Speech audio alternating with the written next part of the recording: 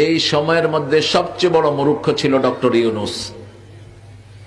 এই ফাজিলটা ইসলামের বিরুদ্ধে সবগুলো রায় দিয়ে গেছে। যে কয়দিন ছিল জুলাই সনদের 12টা এটাই বাজিয়ে দিয়ে গেছে। আস্তে আস্তে প্রকাশিত হবে উনি যে কত শেয়ানা গাবুর, ইসলামের সাথে তার কোনো সম্পর্ক নাই, আগা গোড়া বেনামাজি একটা লোক। এক ওয়াক্ত নামাজও পড়তো না, নামাজ পড়া জানতো না।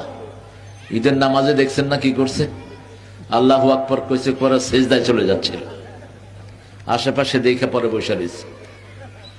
আল্লাহ তাকে মরার আগে হেদায়েত দান করুক। 80 বছর বয়স, তারপরেও দুনিয়ার লোক তাকে ছাড়ে নাই। সারাদিন চোখে মুখে ছিল দুনিয়া।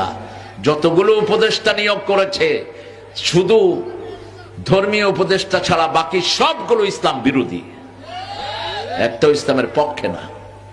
বাকি সবগুলো ছিল বেনামাজি এবং ইসলাম বিদ্বেষী। আল্লাহ শয়তানদের থেকে বাংলাদেশকে হেফাজত করুন।